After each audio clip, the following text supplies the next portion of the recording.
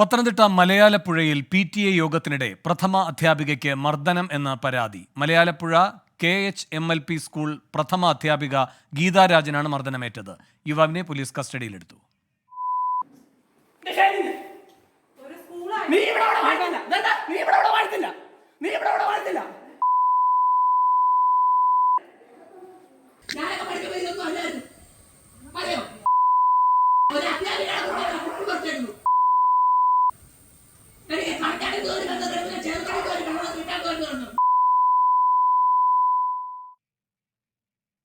Parents ഒന്ന് PTA കൂടി PTA ഏതാണ്ട് ഒരു പിരിഞ്ഞു ഏകദേശം പിരിഞ്ഞു PTA. ആ ഒരു സമയത്താണ് ഇയാള് ഇവിടെ വന്നിട്ട് പെട്ടെന്ന് ചാടി ഇറങ്ങി ഇങ്ങോട്ട് വന്നത്.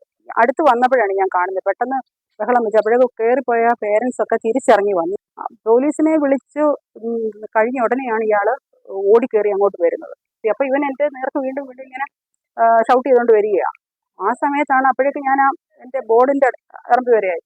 നേരം ഇവൻ എന്നെ ഓർക്കപ്പുറത്ത് പെട്ടെന്ന് അടിച്ച് രണ്ടാമത്തെ അടിക്ക് ഞാനിങ്ങനെ ദിവസം വീണു. ശ്രീജി ശ്രീകുമാരൻ പത്തനംതിട്ടയിൽ നിന്ന് കൂടുതൽ വിവരങ്ങളുമായി ചേരുന്നു. ശ്രീത്ത്, എന്താണ് ഈ അധ്യാപിക സംഭവത്തെപ്പറ്റി പറയുന്നത്?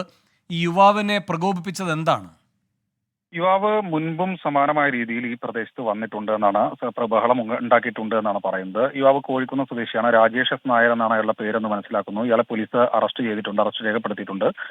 ഇനി റിമാൻഡ് അടക്കമുള്ള നടപടികളിലേക്ക് കടക്കുമെന്നാണ് അറിയിച്ചിട്ടുള്ളത്. യുവാവിന് എന്താണ് മാനസിക പ്രശ്നങ്ങളുണ്ടോ അല്ലെങ്കിൽ ഏതെങ്കിലും തരത്തിലുള്ള ലഹരിക്ക് അടിമയാണോ എന്ന് പോലീസ് ഇതുവരെ വ്യക്തമാക്കിയിട്ടില്ല. എന്തായാലും ഇന്നലെ വൈകുന്നേരം 3:30 ഈ സംഭവം നടന്നത്.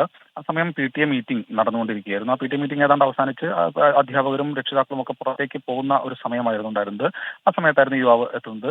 ആ യുവാവിന്റെ ദൃശ്യങ്ങളിൽ തന്നെ വ്യക്തമാണ്. ഏതാണ്ട് പ്രകോപിതനായി ആ ബെഞ്ചിനും മറ്റുമൊക്കെ എടുത്തെറിയാനും അവിടെ എടുത്ത് ബെഞ്ചിലൊക്കെ അടിക്കാനൊക്കെ ശ്രമിക്കുന്ന ദൃശ്യങ്ങളാണ് പുറത്തു വന്നിട്ടുള്ളത്. അതിനുശേഷം ഏറെ നേരം ഇയാൾ പുറത്ത് വന്നിരിക്കുന്ന ഒരു സാഹചര്യം ഉണ്ടായിരുന്നാലും പോലീസ് ഇയാളെ കസ്റ്റഡിയിൽ എടുത്തിട്ടുണ്ട്.